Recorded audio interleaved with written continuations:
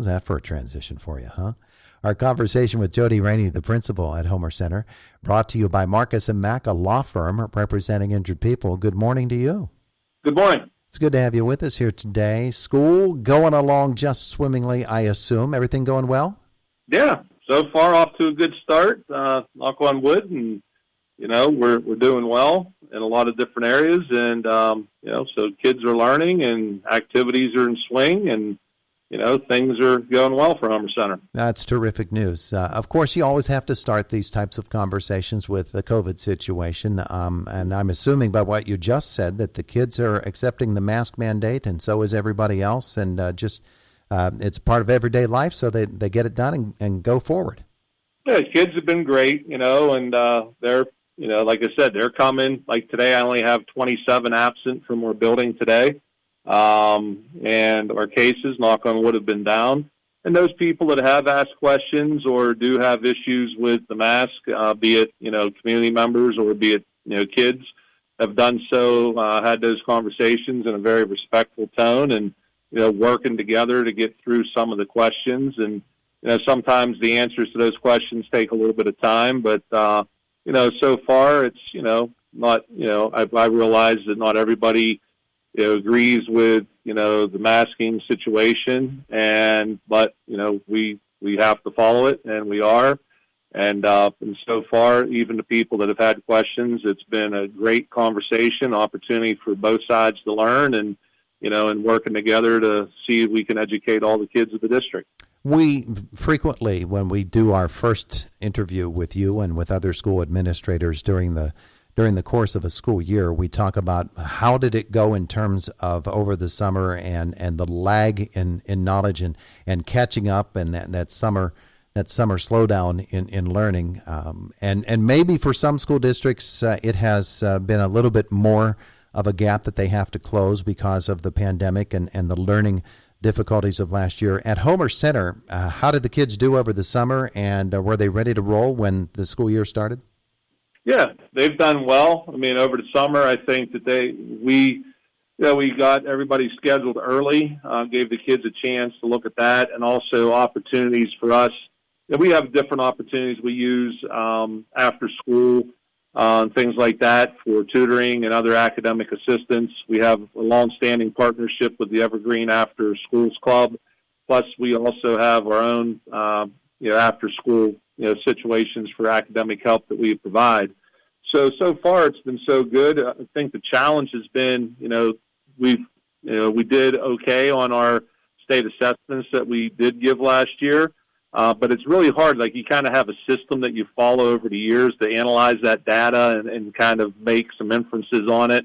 And without having that couple of years of gap data, really makes that a little more challenging and just takes a little bit more time. But, we're getting through it, and the kids have been responding, and the kids that have needed the help have either been identified quickly by the teachers or have personally asked for it. So, I think that overall that those gaps are starting to be covered. I think I've always said at Homer Center, I think that the gap I'm worried the most about is the cultural or school climate gap.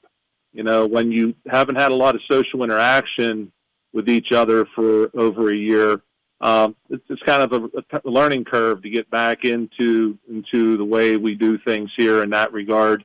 And, but overall the kids are responding well and very positive and just doing what they need to do to be here in school and learn in person. That's interesting you say it that way. Are there any special efforts you've made to sort of help in getting students to be more social with each other and get more acclimated to being in person again? I know last year towards the spring, Todd, we did some social-emotional learning days is what they're called. We had various people come either into the school or even we did some activities outside where we were able to get the kids together. Still had some social distancing and things like that, but just the opportunity for them to do something a little bit more normal in life, more so than maybe an academically driven day. Because we do believe down here that, obviously relationships matter, probably matter more than anything else. And I also think that, down here, our climate and our culture is something that we are very cognizant about and something that we are looking to improve all the time. And just to give the opportunity for those kids to interact in a different way with different agencies and groups and fun activities and serious activities. So we continue to look for them, and then we're also getting involved in a program called PATS, which emphasizes social and emotional learning and helps us maybe kind of identify what we would call the silent sufferers, those people that don't really appear on the outside to be having issues or having struggles, but people that still are, and hopefully we can even connect with them and reach out and provide whatever help and assistance we can to them to help them through whatever their current challenge is. People might think that school districts all have the same set of problems, that if it's happening in one school district, it's also happening in another, and right down the line. So all of Indiana County's administrators are all dealing with the same issues. And I'm sure that there are many issues that are common to every school district. This TikTok thing has become something that is taking over a little bit, and we're hearing about other schools, not in Indiana County, but we've heard about other schools in this region that have had this real problem with this bathroom challenge. Have you had to address that or felt the need to address that ahead of time to sort of be preemptive on it? Yeah, we got on that before even the state police or the state started pushing that out and letting us know it was on. We had one that was, I would call it a very minor issue, that we were able to determine who, what, when, where, why, and how pretty quickly, and we addressed that issue here. But we have, knock on wood, we haven't had many issues with that. But I think it comes back to culture. I think one of the things across the county, I'm assuming, we have some great kids in Indiana County schools. And one of the things that I do know is, when you take pride in your school and pride in what you have, and you're proud of, the things that your school accomplishes, the kids respond to that. They're, no kid's perfect, but, there's a line where you don't cross it. And one of them is you don't damage the property of the school, or you don't disrespect the school. And that's upheld by the kids more than administrators, really. I mean, we tell our kids at Homer Center, this school will be what our kids want it to be. And, we've been very lucky that we've had some great leaders come through and kids that respect our school and respect our culture, and they work hard to uphold that to a certain standard. So, I give the credit to the kids for that, because they're the ones that kind of police that, if you would. Another of the so-called common issues that school districts must deal with, and this is something that every school district I know has had to address in the past year or so, is the issue of finding teachers to cover, substitute teachers, guest teachers, those sorts of issues. What's it been like at Homer Center? Have you been able to fill everything up? Yeah, I find it more challenging when we're trying to have club meetings and things like that to cover, because we do those obviously during an extended, what we call bug period at Homer Center.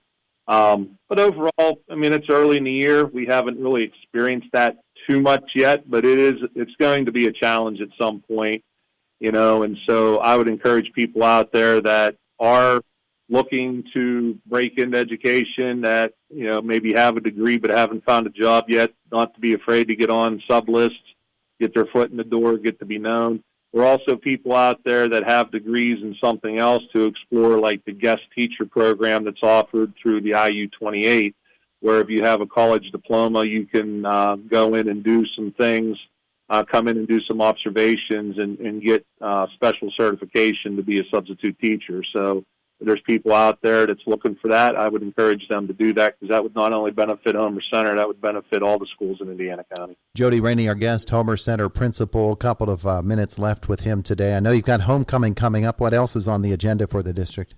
Well, we got all kinds of stuff going on. I thought we got our parent-teacher conferences are going to be on October the 11th. So the parents should be looking for some information coming out on that. We're going to provide virtual conferences, phone conferences, and we will have some in-person conferences. Just a reminder to everybody that, our district does enforce that if you're inside the buildings, then face coverings must be worn. But more information will be coming out for the parents on how to schedule those conferences with the teachers. Mm-hmm.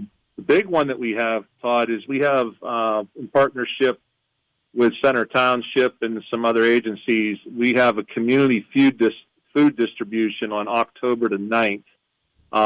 That there's going to be a distribution at various sites.